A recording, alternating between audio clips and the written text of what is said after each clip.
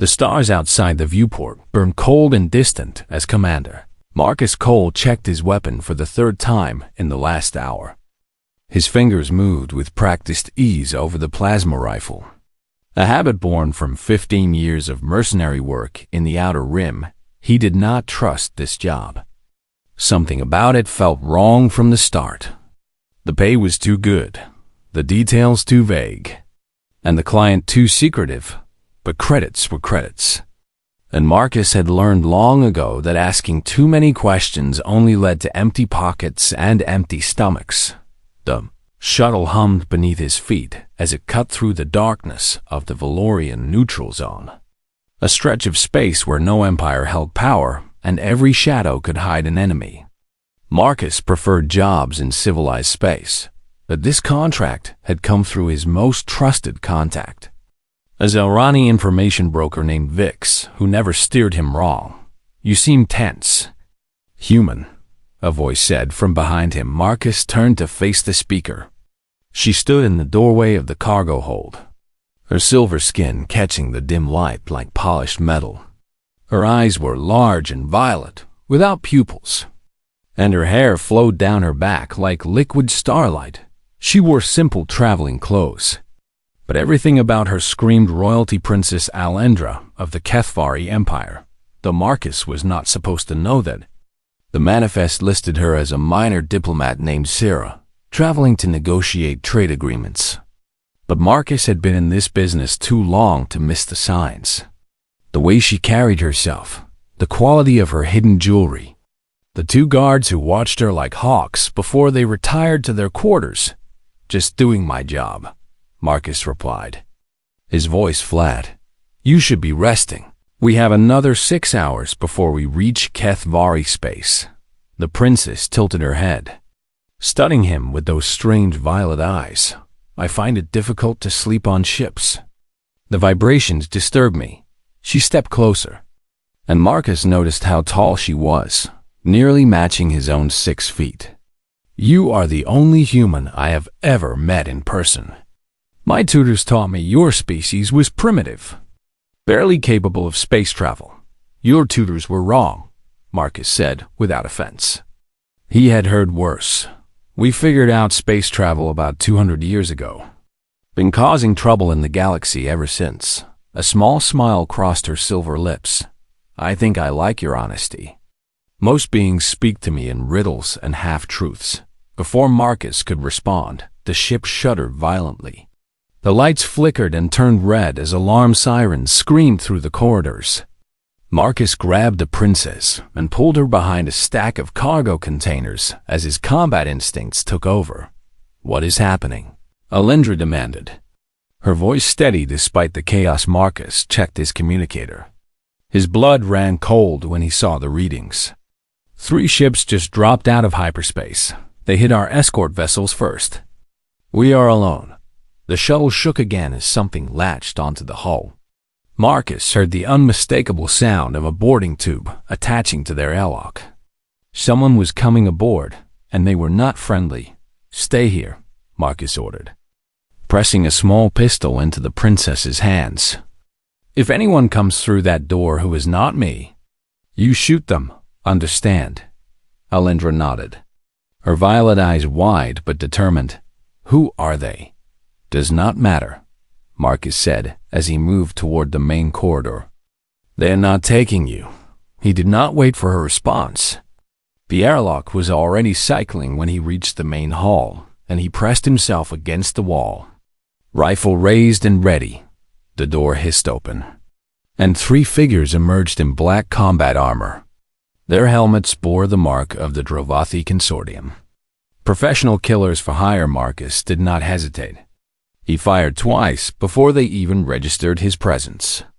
The first assassin dropped with a hole in his chest. The second took a shot to the throat and fell gurgling to the floor. The third managed to raise his weapon, but Marcus was already moving.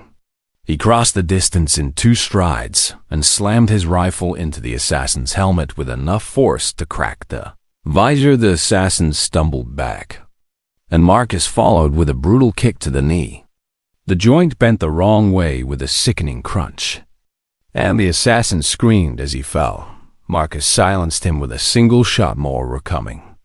He could hear their boots on the boarding tube, rushing toward the sounds of combat. Marcus grabbed a grenade from one of the fallen assassins and tossed it into the tube. The explosion rocked the ship and filled the corridor with smoke and fire. But the Drovathi were professionals. They had expected resistance, just not from a human. 2 more emerged from the smoke, firing as they came. Marcus felt a plasma bolt graze his arm, burning through his jacket and searing the flesh beneath. He ignored the pain and returned fire. Dropping one of them, the last assassin was faster than the others.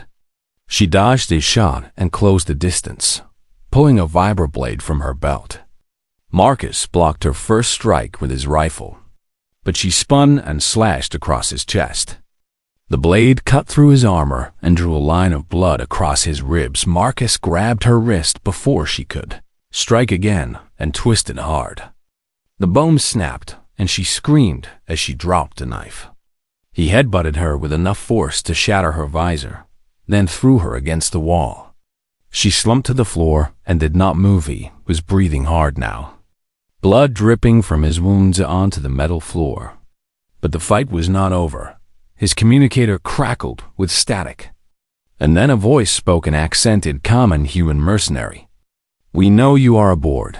Surrender the princess, and we will let you live. Continue to resist, and we will kill everyone on this ship." Marcus looked down the corridor toward the cargo hold where Alindra was hiding. Then he looked at the boarding tube.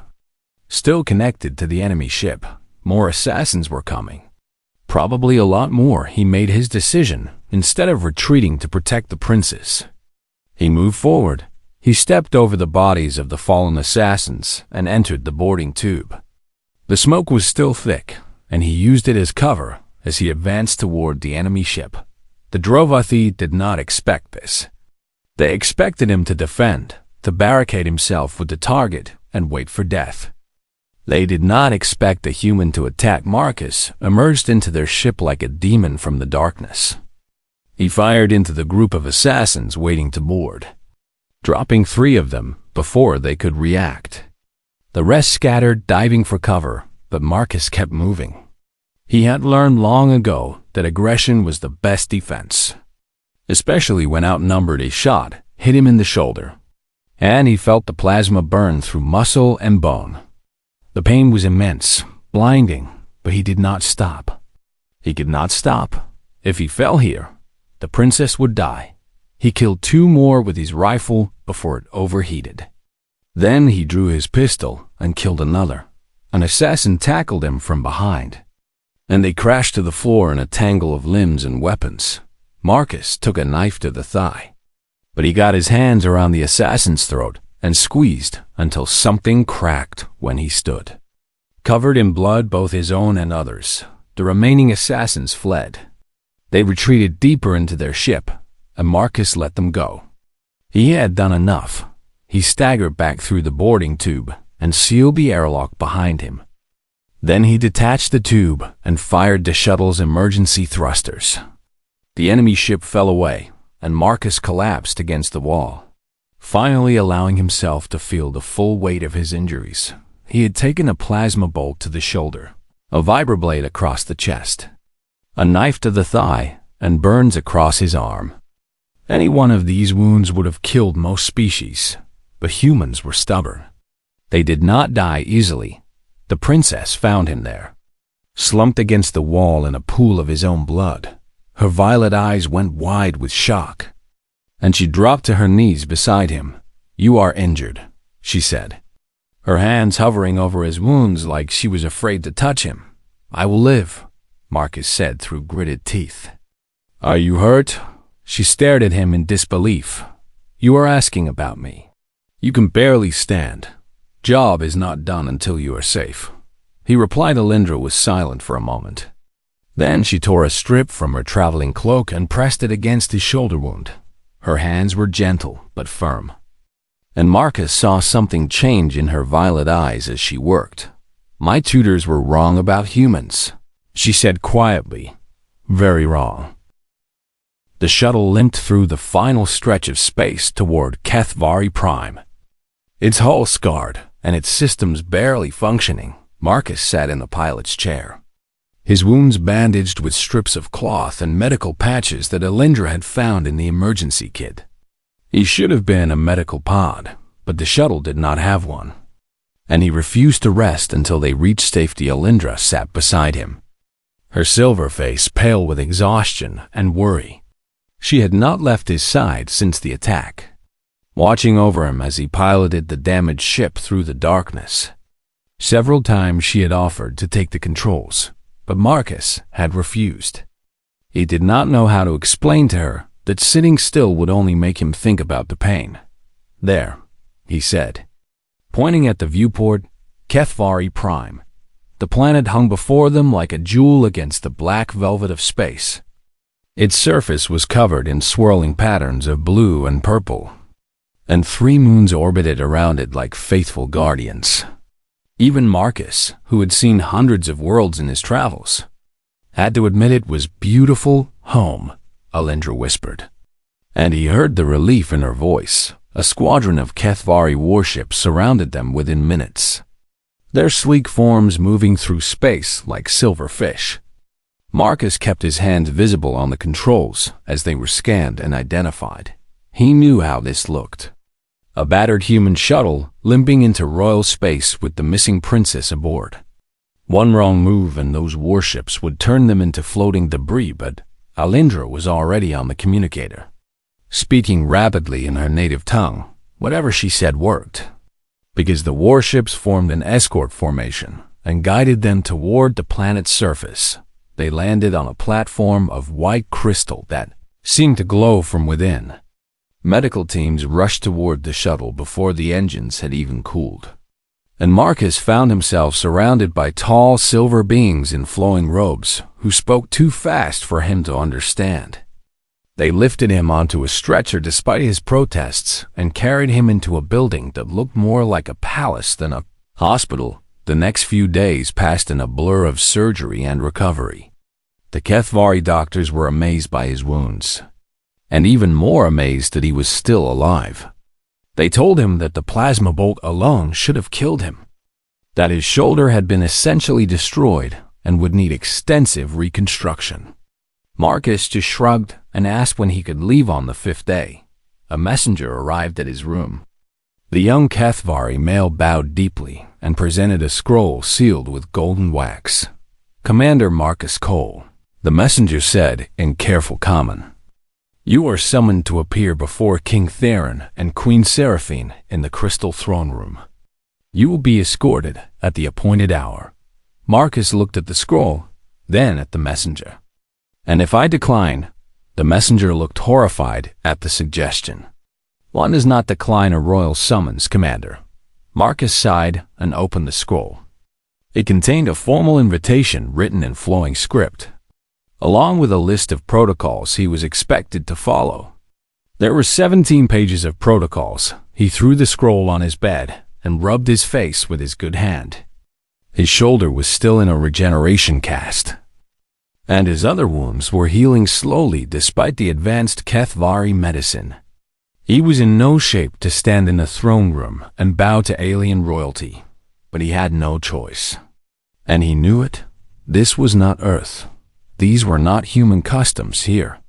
A royal summons was lawed next morning. 2 guards arrived to escort him to the palace. They gave him formal clothes to wear, a dark blue tunic with silver trim that felt strange against his scarred skin. They led him through corridors of white crystal that caught the light and scattered it into rainbows on the walls. Everywhere he looked, he saw wealth and beauty beyond anything he had experienced in his rough life. The Crystal Throne Room was the most impressive space Marcus had ever entered.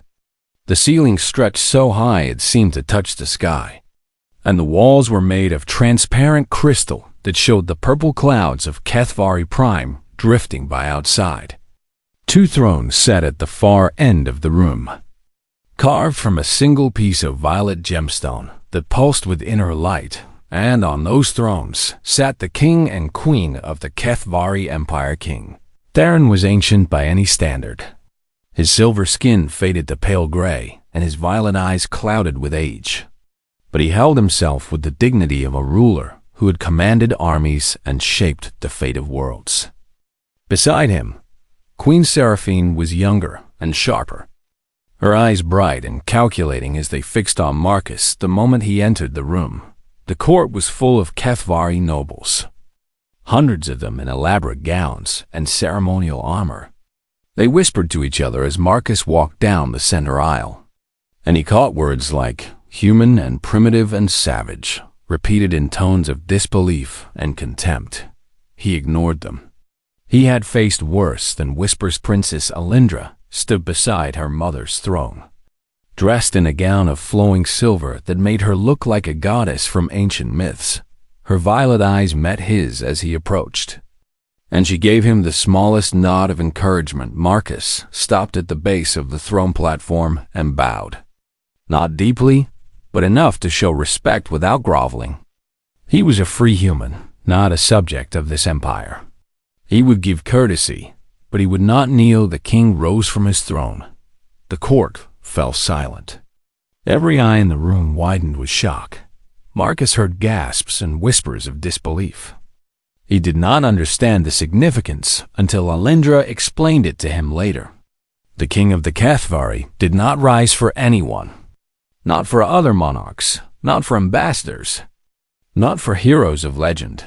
For the king to stand was to acknowledge an equal.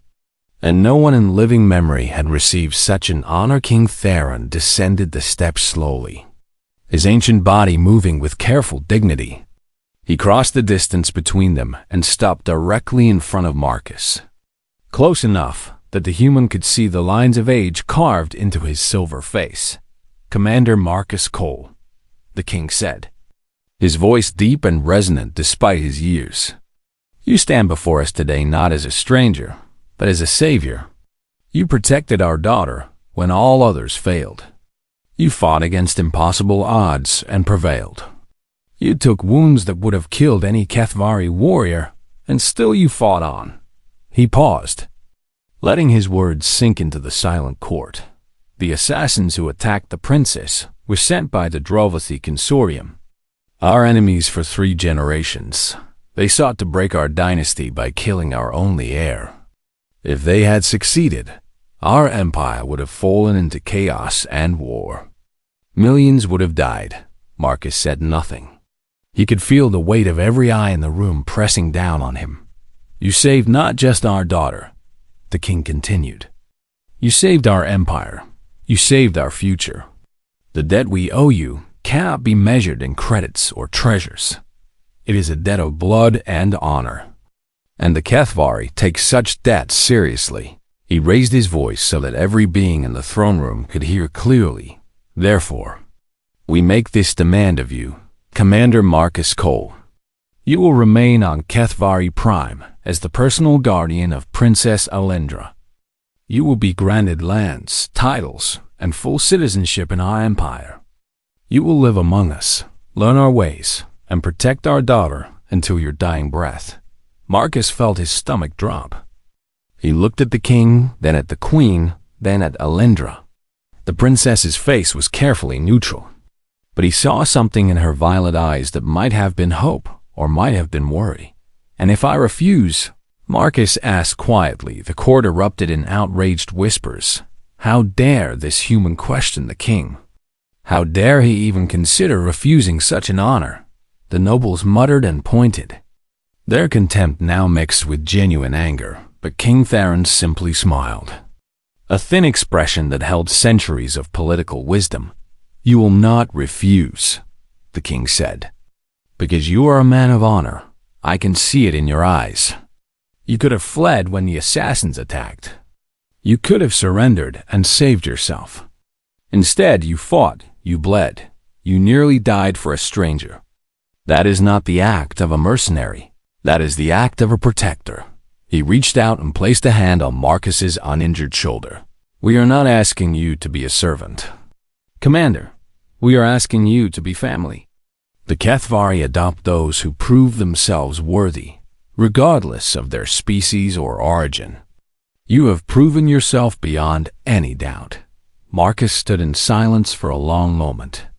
His mind raced through the implications. A permanent position meant no more wandering. No more running from one contract to the next. It meant stability and purpose. Two things he had avoided his entire adult life, but it also meant belonging somewhere. To someone he looked at Alindra again. She had not said a word since he entered the throne room. But her eyes spoke volumes. She wanted him to accept. Not because of politics or duty, but because she had seen something in him during those desperate hours on the shuttle. Something worth keeping. Marcus turned back to the king and bowed his head slightly. I accept. 3 months had passed since Marcus Cole accepted his new role as the princess's guardian, and in that time, he had transformed from a rough mercenary into something the Kethvari court had never seen before he learned their language first. Spending long hours with tutors who were amazed at how quickly his human brain absorbed the complex grammar and musical tones. Within 6 weeks, he could speak fluently, though his accent remained rough and harsh compared to the flowing speech of native speakers. The nobles mocked his pronunciation behind his back, but Marcus did not care.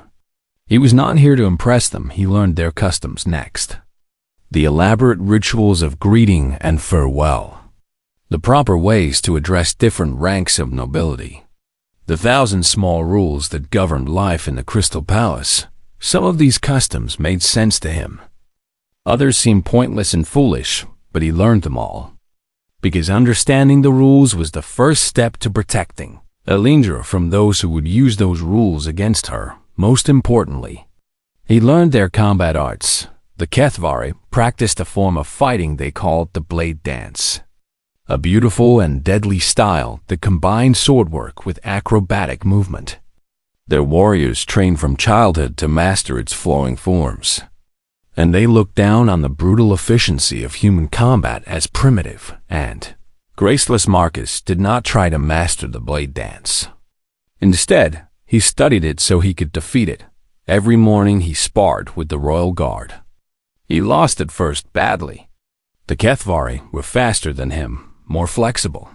And they had centuries of technique behind every strike. But Marcus learned from each defeat. He studied their patterns, found their weaknesses, and adapted his own style to exploit them. By the end of the 2nd month, he was winning more fights than he lost. The guards who had mocked him began to treat him with wary respect. They had never faced anyone who fought like he did. Someone who would take a cut to land a killing blow. Someone who treated pain as just another sensation to be ignored. You fight like you expect to die, Captain Valrin told him after one particularly brutal sparring session. The tall Kethvari warrior wiped purple blood from a cut on his arm, looking at Marcus with something like fear in his violet eyes. Everyone dies eventually, Marcus replied. The trick is to make sure the other person dies first. Alindra watched these training sessions from the balcony above the practice yard. At first she came out of curiosity, wanting to see how her new guardian compared to her people's warriors. But soon she began to come every morning, sitting in silence as Marcus fought and bled, and learned their relationship had changed since the shuttle. On the surface, everything was proper and formal. He was her guardian. She was his charge. They maintained appropriate distance in public, spoke with careful courtesy, and never touched except when absolutely necessary. But in private moments, when the eyes of the court were elsewhere, they talked, really talked, about everything and nothing. Galindra told him about her childhood in the Crystal Palace, about the loneliness of being the only heir to an empire, about the pressure to be perfect in everything she did. She told him about her dreams of exploring the galaxy, of seeing the strange worlds she had only read about in books. She told him about her fears of failing her people, of not being strong enough to rule when her time came. Marcus listened. He was not good with words of comfort, but he was excellent at listening. And Alindra found that she could tell him things she had never told anyone else. He did not judge her, did not offer empty reassurances, did not try to solve her problems. He simply listened, and that was enough in return. He told her about Earth, about the blue oceans and green forests of a world she had never seen. He told her about his childhood in the ruins of old Chicago, about the gang wars and the struggle to survive, about the day he had killed his first man at the age of 14. He told her about his years as a soldier, then as a mercenary, about the jobs he was proud of and the ones that still haunted his dreams. "You have lived a hard life," Alindra said one evening as they sat in her private garden, watching the 3 moons rise over the purple clouds. "Most humans have," Marcus replied. "We are a young species, still figuring things out, still making mistakes, and yet you keep going," she said. "Every time you fall, you stand back up. Every time you fail, you try again. I find that remarkable." Marcus shrugged. "It is all we know how to do." The court watched their growing closeness with mixed reactions. Some nobles approved, seeing Marcus as a useful tool that had been properly tamed for the princess's use. Others disapproved, viewing the human as a contamination in their pure royal bloodline. Whispers spread through the crystal corridors. Some kind and some vicious Queen Seraphine watched most carefully of all she was the true power behind the throne. Everyone knew this. King Theron was beloved and respected. But he was old and tired, more interested in poetry than politics. It was the Queen who managed the Empire's affairs, who played the endless games of diplomacy and intrigue, who kept their enemies at bay through cunning rather than force, and she saw something in the relationship between her daughter and the human guardian. Something that others missed. She saw the way Alindra's eyes brightened when Marcus entered a room. She saw how the princess sought his counsel before making decisions, how she valued his blunt honesty over the flowery flattery of courtiers. She saw a bond forming that went deeper than duty or gratitude. More importantly, she saw opportunity. The Drovathi Consortium had not given up after their failed assassination attempt. Instead, they had grown bolder. Their spies infiltrated the palace. Their agents stirred unrest in the outer provinces. War was coming. Everyone could feel it. And the Empire needed strength. The Queen began to form a plan meanwhile. Marcus proved his worth again and again. The first new assassination attempt came during a formal dinner. A servant tried to poison Alindra's wine, but Marcus noticed the slight discoloration and knocked the cup from her hand before she could drink. The servant fled, but Marcus caught him in the kitchens and extracted information about his employers before the royal guard even arrived. The second attempt was more direct. 3 assassins infiltrated the palace through the old maintenance tunnels and made it all the way to Alindra's chambers before Marcus intercepted them. The fight was brief and brutal. 2 assassins died in the first 10 seconds. The third lasted long enough to realize his mistake before Marcus broke his neck. "You were always there," Alindra said afterward, her voice shaking slightly as she looked at the bodies being carried away. "How do you always know?" "I pay attention," Marcus said simply, "and I do not sleep much." What he did not tell her was that he had begun to care. Not just about his duty, not just about his honor, but about her, Alindra, the Silver Princess, who had shown him kindness when he was bleeding on the floor of a damaged shuttle, who had treated him as a person when everyone else saw only a primitive alien. He did not know what to do with these feelings. He had spent his entire life avoiding emotional attachments, believing they made a person weak and vulnerable. But Alindra had slipped past his defenses without even trying. And now he found himself thinking about her at odd moments, worrying about her safety even when she was surrounded by guards, wanting to make her smile just to see the light in her violet eyes. The court noticed his dedication.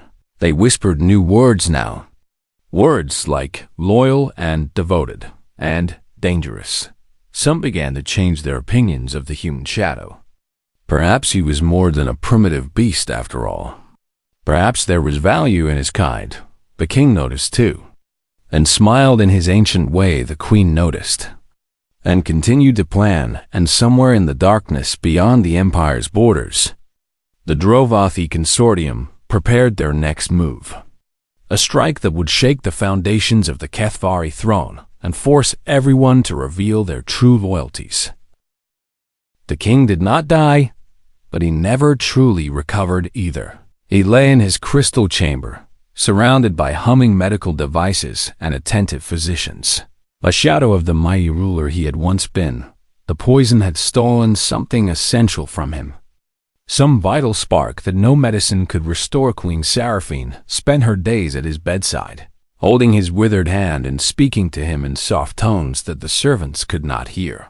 At night she returned to her duties, managing the empire with cold efficiency, while her husband faded away. It was on one such night, 3 weeks after the poisoning, that she summoned Marcus to her private chambers. He arrived at the appointed hour, immediately suspicious. The queen had barely spoken to him since his arrival on Kethvari Prime, acknowledging his presence with polite nods, but never engaging in conversation. For her to request a private audience meant something significant was about to happen. The queen's chambers were different from the rest of the palace. Where other rooms were bright with crystal and light, hers were shadowed and intimate, filled with ancient tapestries and artifacts from 1,000 worlds. She sat in a chair by the window, silhouetted against the purple clouds outside, and gestured for Marcus to take the seat across from her. "You have done well," she said without preamble. "Better than I expected when I first agreed to this arrangement. I do my job." Marcus replied carefully, "Nothing more." The queen smiled, and it was not a warm expression. "You do far more than your job, Commander. You have become essential to my daughter in ways that go beyond protection. She trusts you. She relies on you. She cares for you." Marcus said nothing. His instincts were screaming that this conversation was dangerous, that every word could be a trap. "Do not bother denying it," the queen continued. "I have watched you both for months. I see how you look at each other when you think no one is observing. I see the bond that is formed between you. A mother notices these things. If you are asking me to leave," Marcus said slowly, "I will not abandon my duty." "Leave." The queen laughed softly. "No, Commander, I am asking you to stay. More than stay. I am asking you to become something more than a guardian." She leaned forward, and Marcus saw the full force of her intelligence blazing in her violet eyes. "My husband will never rule again. The physicians give him perhaps a year, perhaps 2. When he passes, I will have no reason to remain on the throne. The crown will pass to Alindra, and she will need someone beside her, a consort, an equal, someone who has proven his loyalty beyond any doubt." Marcus felt his heart stop. "You are suggesting that I marry the princess." "I am suggesting that you consider what you truly want," the queen said.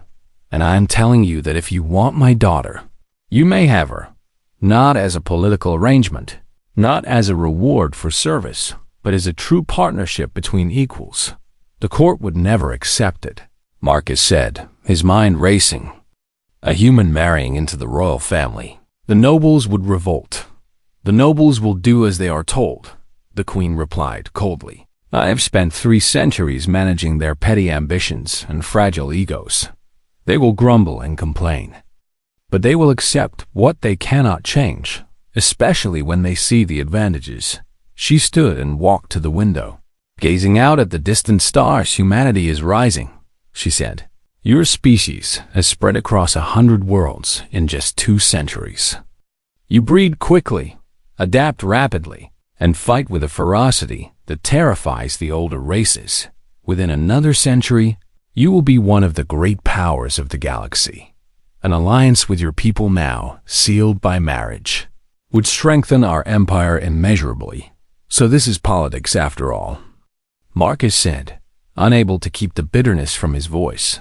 The queen turned to face him. "Everything is politics at this level, Commander. But that does not mean love cannot exist alongside strategy. I loved my husband when I married him, and I love him still. Even as he fades away, the two are not mutually exclusive. She crossed the room and stood before him, looking down with an expression that was almost gentle. I'm not forcing you into anything. I am giving you permission to pursue what you already want. My daughter loves you, Marcus Cole. She may not have said the words, but a mother knows. The question is whether you love her enough to accept everything that comes with her. Marcus sat in silence for a long moment, thinking about everything that had happened since he took that job in the Valorian neutral zone. He had started as a wandering mercenary with no ties and no home. Now he was being offered a place in a dynasty that had ruled for 1,000 years. And if I say no, he asked, if I decide that I am not willing to carry this burden, then I will respect your choice. The queen said, you will remain as Alindra's guardian until you wish to leave, and you will go with our gratitude and wealth enough to live comfortably for the rest of your life. I will not force this upon you or her. She paused and added, but I think you will say yes, because I have watched you fight for my daughter, lead for her, nearly die for her. That is not the behavior of a man who wants to walk away. Marcus looked at the queen for a long moment, searching her face for any sign of deception. He found only cool certainty and perhaps a hint of genuine concern for her daughter's happiness. I need to speak with Alindra, he said finally. This is not a decision I can make alone. The queen nodded. Of course, she's in the garden where you often walk together. I believe she's expecting you. Marcus rose and moved toward the door, then stopped. Why me? He asked without turning around. There must be thousands of Kethvari nobles who would give anything to marry the future queen. Why choose a human outsider? Because those nobles would see my daughter as a prize to be won. The queen replied, you see her as a person to be protected. That is the difference, Commander, and that is why you are worthy of her. Marcus left the queen's chambers with his mind spinning. He walked through the crystal corridors in a daze, barely acknowledging the servants and guards who bowed as he passed. His entire life was about to change. Everything he had been and everything he had believed about himself. And he was terrified. But beneath the fear was something else. Something that had been growing since those desperate hours on the damaged shuttle. Hope, small and fragile, but undeniably present. He found Alindra in the garden as the queen had said. She stood beneath a tree that bore silver leaves, watching the 3 moons rise over the horizon. Her silver skin glowed in the moonlight. And Marcus thought she had never looked more beautiful. She turned when she heard his footsteps, and he saw that she already knew why he had come. My mother spoke to you, she said. It was not a question. Yes. And what did you decide? Marcus walked toward her, closing the distance between them until they stood face to face. He could see his own reflection in her violet eyes. A scarred human warrior who had somehow found his way to the heart of an alien princess. I have not decided anything, he said, because this is not my decision to make alone. Your mother told me what she wants, what the Empire needs, but she did not tell me what you want. Alindra looked away. What I want does not matter. I am a princess. I have duties and responsibilities. It matters to me, Marcus said, reaching out to take her hand. You are not just a princess. You are Alindra, the woman who bandaged my wounds when I was bleeding out on a shuttle floor. The woman who showed me kindness when everyone else saw only a primitive alien. The woman He stopped, the words catching in his throat. The woman you what? Alindra whispered, looking up at him with hope and fear mingled in her eyes. Marcus took a deep breath. 20 years of emotional walls crumbled in that moment. All the defenses he had built to protect himself from the pain of caring. The woman I love, he said. I love you, Alindra, not because of politics or duty or gratitude. I love you because you make me want to be more than I am. Because when I'm with you, I feel like I've finally found where I belong. Tears fell down Alindra's silver cheeks, but she was smiling. I love you too, she said. I have loved you since you asked about my safety while you were bleeding from wounds that should have killed you. I have loved you through every conversation in this garden. Every moment you stood beside me when I was afraid. I was just too scared to say it. Marcus pulled her close, and she came willingly into his arms. They stood there beneath the silver tree, holding each other as the moons rose higher into the purple sky, and for the first time in his violent life, Marcus Cole felt at peace. Your mother wants us to marry, he said after a long moment, to cement an alliance between our peoples. I know, Alindra replied, her head resting against his chest. She has been planning this since the day you saved my life. My mother always plans ahead. Does that bother you, being part of her strategy? Alindra pulled back to look at him. Does it bother you? Marcus thought about it honestly before answering. No, because the result is the same. I get to spend my life with you. I do not care why it happens, only that it does. She smiled, that brilliant expression that made his heart skip. Then we are in agreement. Commander Marcus Cole, will you marry me? Marcus laughed, a rare sound that echoed through the moonlit garden. I think that is supposed to be my question, Princess. I am a princess, she replied with mock haughtiness. I did not wait to be asked. He kissed her then, the first kiss of many to come, and somewhere in the depths so. The poison was slow and elegant, exactly the kind of weapon the Drovathi preferred. It crept through King Theron's ancient body over the course of weeks, disguised as ordinary fatigue and the natural decline of age. By the time the royal physicians discovered it, the damage was already severe. Marcus was at Alindra's side when she received the news. He watched her face go pale, watched her violet eyes fill with tears she refused to let fall, watched her hands tremble before she clenched them into fists and forced herself to be strong. How bad is it? She asked the physician. Her voice steady despite everything. The old doctor bowed his head. The king lives, Your Highness. But the poison has weakened his organs beyond full recovery. He will survive, but he will never rule again with the strength he once had. The words hit the court like a thunderbolt. King Theron, the beloved monarch who had guided the empire for 300 years, was effectively finished. The succession that everyone had assumed was decades away was now immediate. Princess Alindra would have to step into her father's role far sooner than anyone had planned, and she was not ready. She knew it, the court knew it, and worst of all, the Drovathi knew it. The empire began to fracture. Noble houses that had been loyal for generations suddenly discovered old grievances that needed addressing. Military commanders who had followed the king without question now demanded meetings and assurances. Governors of distant provinces sent messages filled with subtle threats and not so subtle hints about independence. The War Council convened 3 days after the king's collapse. Marcus stood in his usual place behind Alindra's chair, watching the gathered nobles argue and posture like animals fighting over territory. He understood now why the Kethvari had such elaborate customs and rituals. Without them, the beings like these would tear each other apart. We must strike first, General Korath thundered, slamming his fist on the crystal table. The Drovathi have poisoned our king.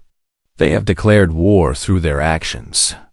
We must respond with overwhelming force and sacrifice millions of lives in a conflict we are not prepared for. Lord Velen countered, his thin face twisted with contempt. The fleet is not at full strength. Our armies are spread across 100 worlds. We need time to consolidate, time that the enemy will use to strike again. Another noble shouted, better to negotiate from weakness than die from pride. Someone else replied. The arguments went back and forth, growing louder and more vicious with each exchange. Marcus watched Alindra as the council descended into chaos. She sat frozen in her chair, her silver face pale and her violet eyes wide with something that looked dangerously close to panic. She was drowning.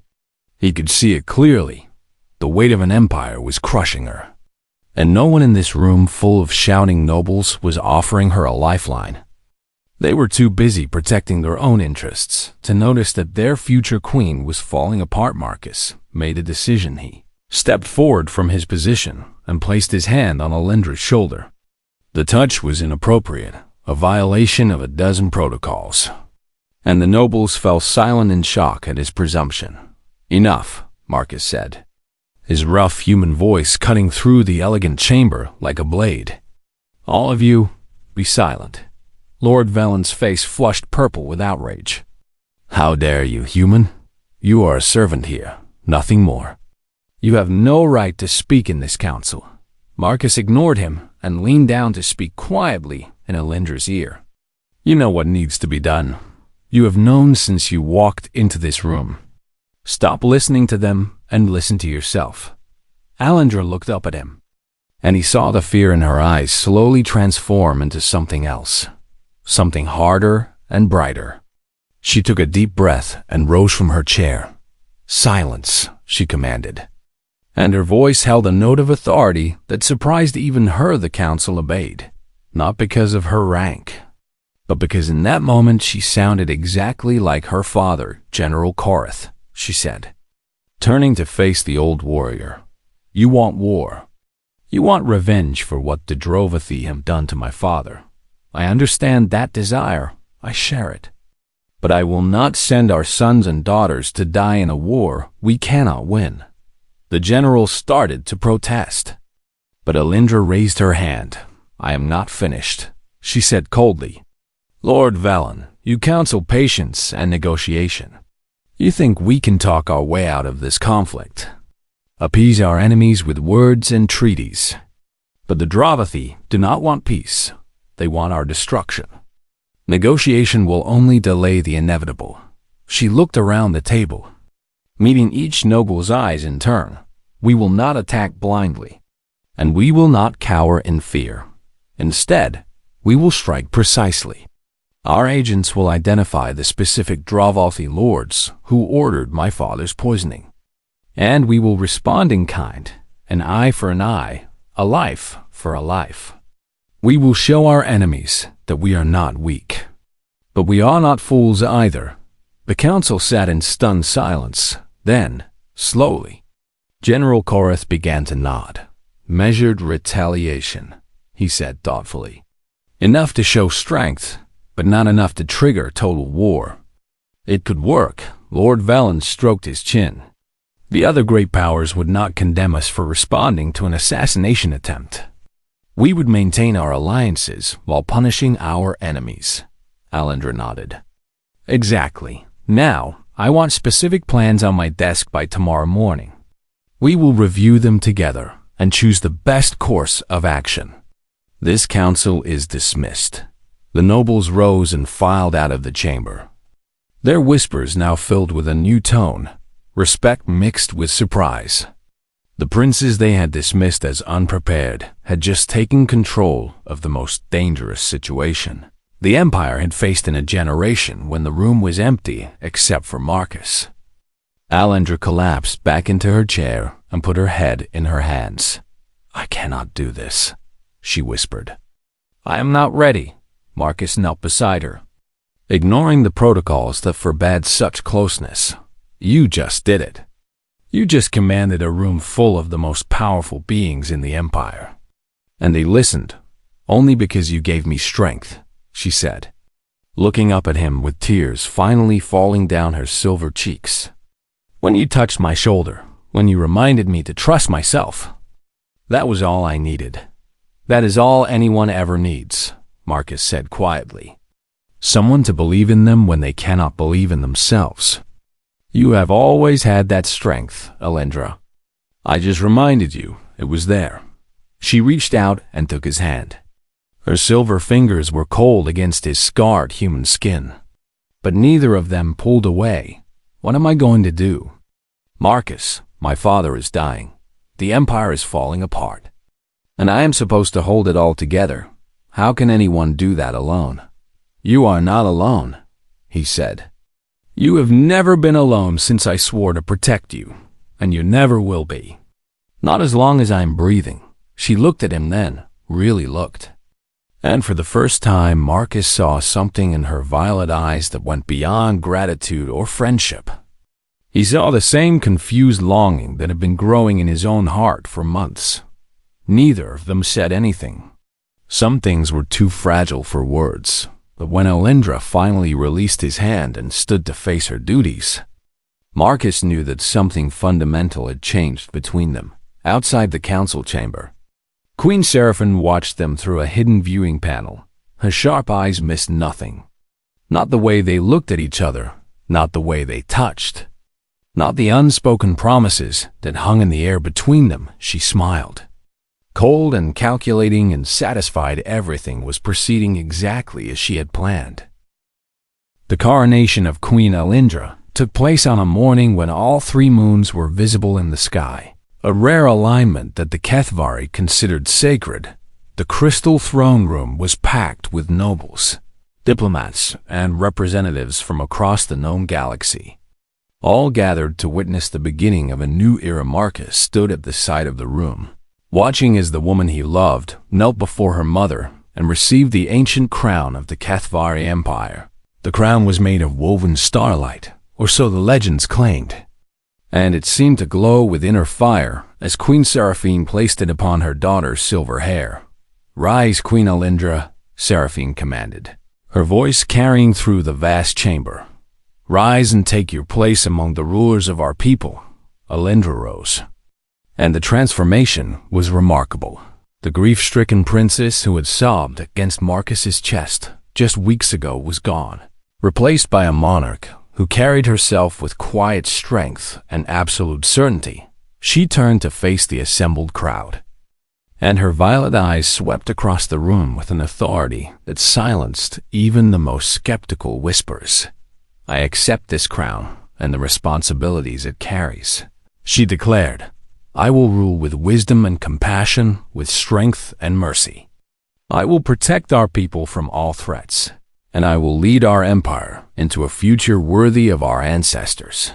The crowd erupted in the ritual cheers and proclamations that accompanied every coronation. But Marcus noticed something different in the sound. There was genuine emotion beneath the formality, real hope beneath the tradition. The empire had been afraid after King Thurin's death, afraid of what would come next. Now they had a new ruler to believe in, and they were choosing to believe. The ceremony continued for hours, a complex series of rituals and oaths that dated back millennia. Marcus watched it all with a mixture of pride and impatience, proud of Alindra's strength, but eager for what came next. Because after the coronation came the wedding. The transition between ceremonies was seamless. As the queen had planned, the decorations shifted subtly. The silver banners of mourning replaced by the combined colors of Kethvari and Human Alliance. The guests who had come for a coronation found themselves witnessing something unprecedented. The marriage of a Kethvari queen to a human consort. Marcus walked down the center aisle of the crystal throne room in ceremonial armor that combined elements from both cultures. Kethvari crystal woven with human steel, ancient symbols merged with the flag of Earth. Every step felt like a dream, like something that was happening to someone else. But the weight of the armor reminded him that this was real. Alindra waited for him on the raised platform, still wearing her crown, but now dressed in a gown of flowing white that shimmered like moonlight on water.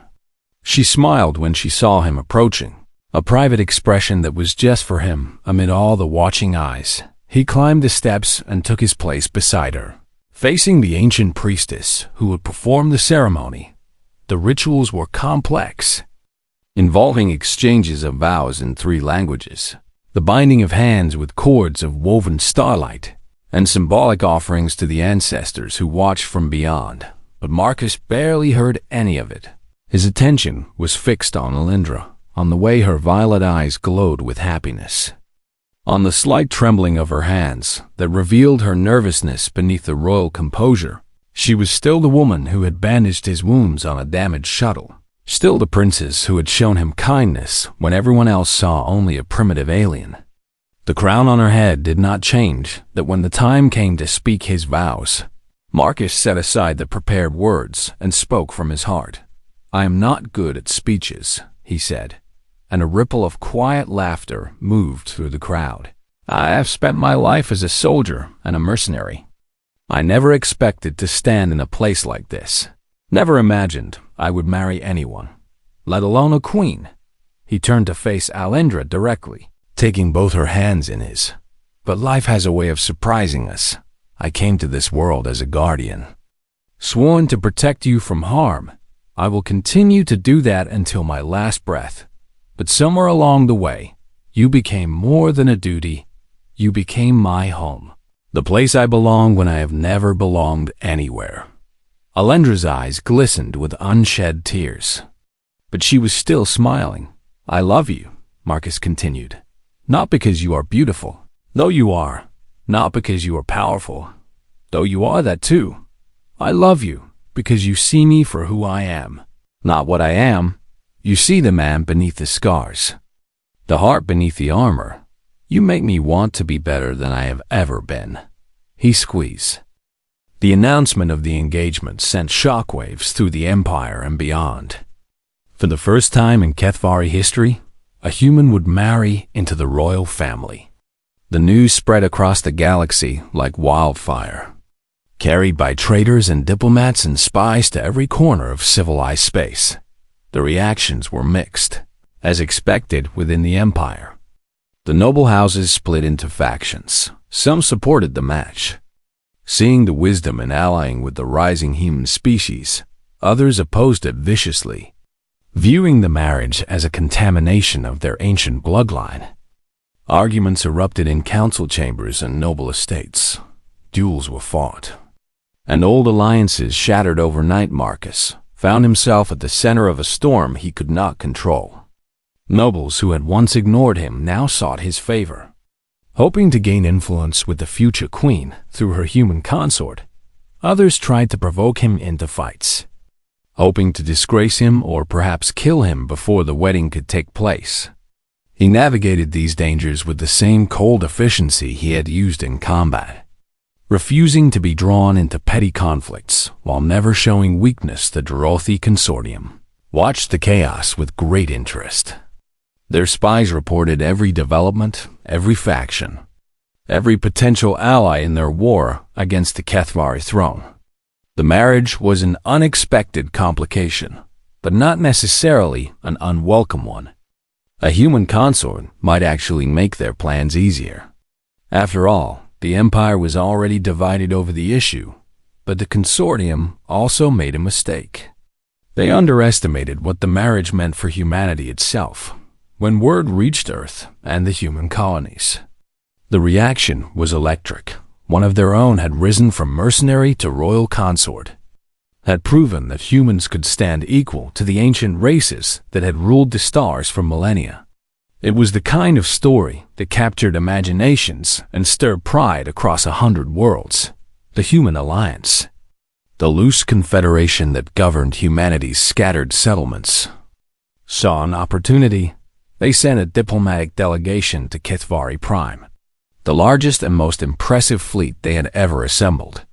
50 warships arrived in orbit around the purple planet, their weapons powered down, but their presence unmistakable. Admiral Sarah Chun, commander of the delegation and one of humanity's most respected military leaders, requested a formal audience with the princess and her intended. Marcus stood beside Alindra in the great reception hall as the human delegation entered. He wore his old mercenary uniform, cleaned and repaired but deliberately unchanged.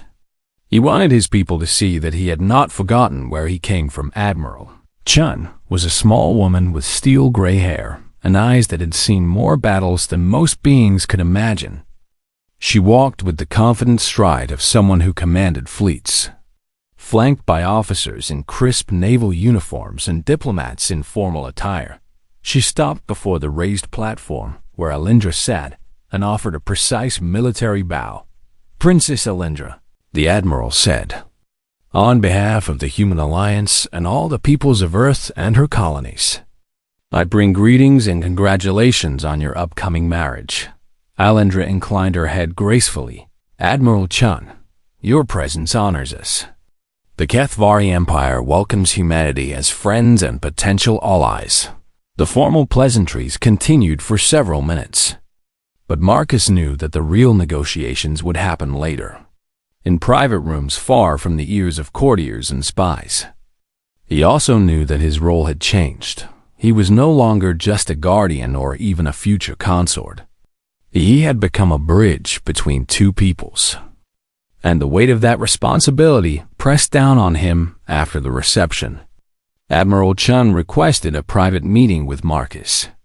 They walked through the crystal gardens alone, two humans surrounded by alien beauty. The Admiral's guards and Marcus's Kethvari escorts, keeping a respectful distance. "You have done well for yourself, Cole," Chun said, her voice carrying decades of military authority. "A far cry from the mercenary files I read during the journey here. I had good luck," Marcus replied, "and bad timing.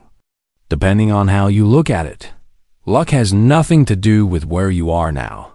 The Admiral said sharply, "I have read the reports.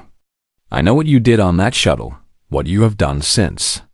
You earned your place here through blood and sacrifice. Do not diminish that by calling it luck." Marcus said nothing. He had never been good at accepting praise. Chun stopped walking and turned to face him directly. "I am going to be blunt with you, Cole, because we do not have time for diplomatic games. Humanity needs this alliance. The older races look down on us, treat us like children playing at civilization.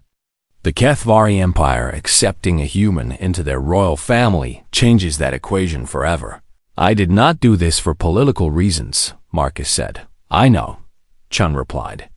"And that is exactly why it matters. If this were just a political arrangement, it would fall apart at the first sign of trouble. But you genuinely love that woman. I can see it in how you look at her. And she loves you. That makes this real. And real alliances are the only kind worth having." She reached into her uniform jacket and withdrew a small device. It was a communicator, standard human military issue.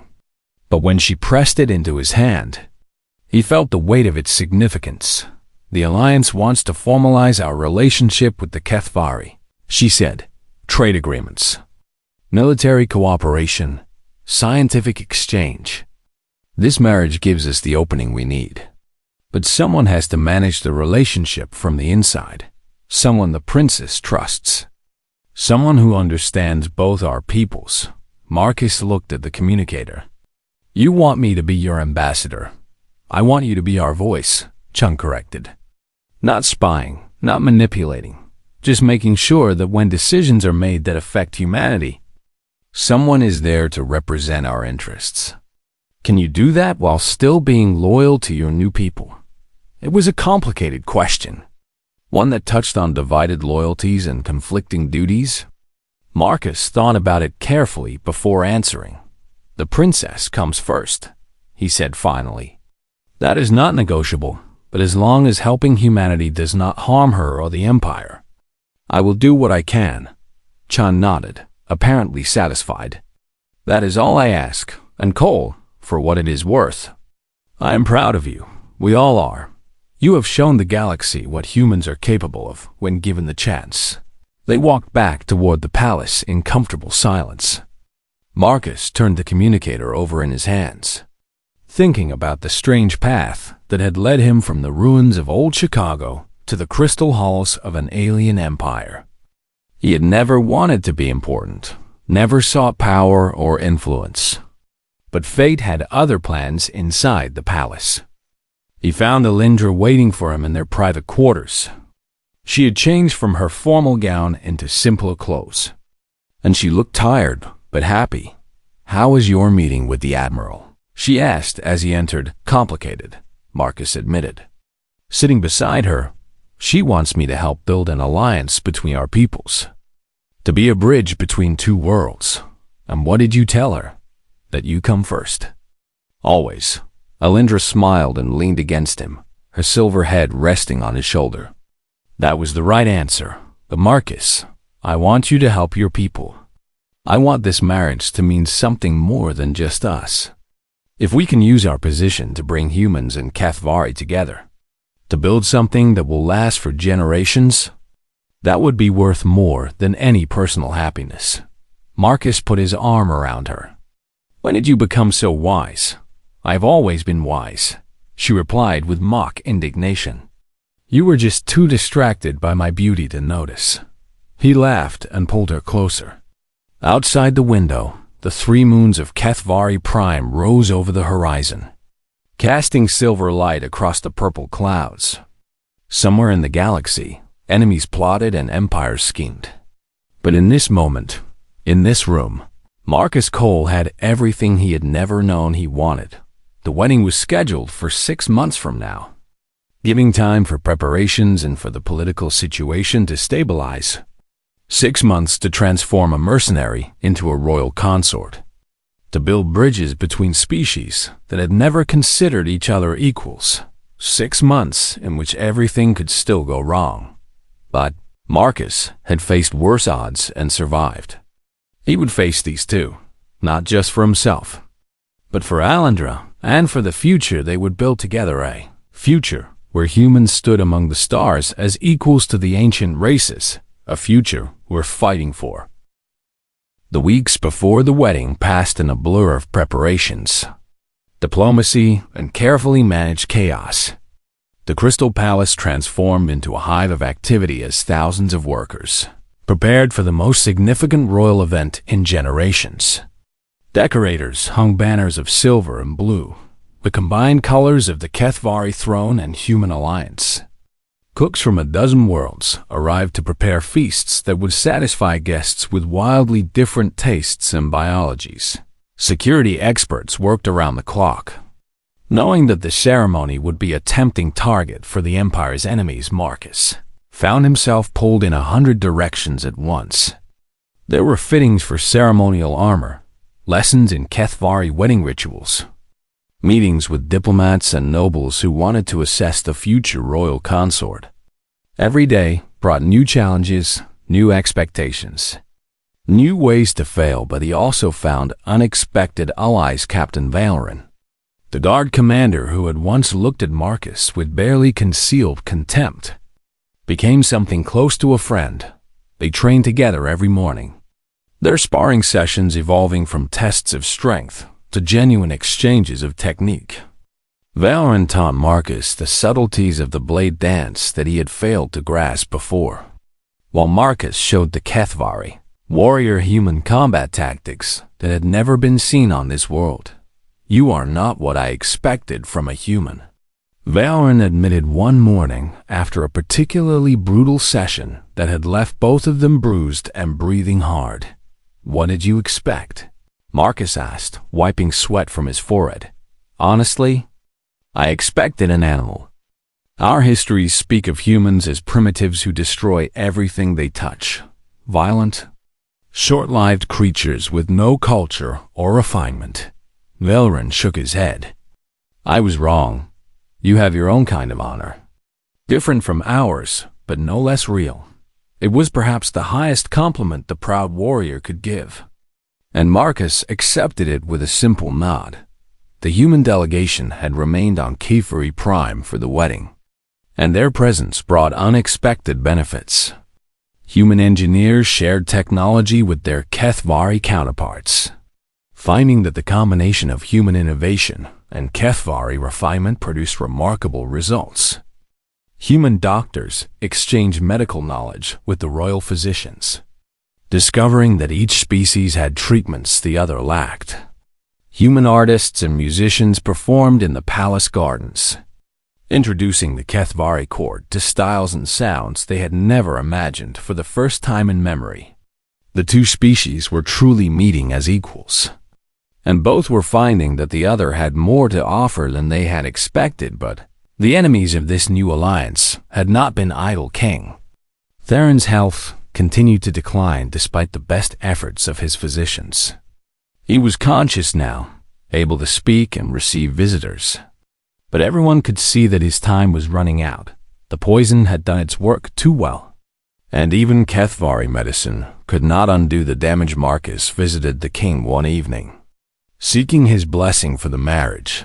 he found the ancient monarch propped up in his crystal bed, surrounded by the gentle hum of medical devices. His silver skin faded to pale gray, but his violet eyes still sharp with intelligence. "Commander Cole," the king said, his voice weak but warm. "Or should I say Prince Marcus now? I understand the council has approved your elevation to royal status. I am not sure I will ever get used to that title," Marcus admitted, taking the seat beside the bed that the queen usually occupied. "You will," Theron replied with a thin smile. "Titles are just words. It is the actions behind them that matter. And your actions have proven you worthy of any title this empire can bestow." Marcus was quiet for a moment, gathering his thoughts. "Your Majesty, I want you to know that I will protect your daughter with my life. I will stand beside her through whatever challenges come. I will be worthy of the trust you have placed in me." The king reached out with a trembling hand and gripped Marcus's arm with surprising strength. "I know you will. That is why I am at peace with what is to come. I have watched you these past months. I have seen how you look at my daughter, how she looks at you. This is not a political arrangement, no matter what my wife may have intended. This is love, real and true and rare." He coughed, a wet sound that spoke of damaged lungs, and Marcus helped him drink from a cup of water before the king continued. "The HFY Empire has stood for 10,000 years. We have survived wars and plagues and disasters that would have destroyed lesser civilizations. But we have also grown stagnant, content in our ancient ways. Afraid to change, your people are different. You embrace change. You evolve and adapt at a pace that terrifies the older races. That is your greatest strength. Some would call it our greatest weakness," Marcus said. "We make mistakes. We rush forward without thinking about consequences. And then you learn from those mistakes and rush forward again," Theron replied. "That is not weakness. That is courage. It is what my people have lost over the millennia. We have become so afraid of making mistakes that we have forgotten how to grow." He squeezed Marcus's arm again. "You will be good for us, Commander. You will be good for my daughter and good for the Empire. You will shake us out of our comfortable routines and remind us what it means to truly live. That is your gift to the HFY. And it is worth more than any alliance or treaty." Marcus did not know how to respond to such praise, so he simply bowed his head in acceptance. "There is one more thing," the king said, his voice growing weaker. "My wife believes she is manipulating events to her design. She thinks she orchestrated your relationship with Alindra for political purposes. Do not tell her. But I have known my daughter was falling in love with you since the day she returned from that shuttle. I could see it in her eyes. Seraphini may have guided events, but the love was always real. Never doubt that."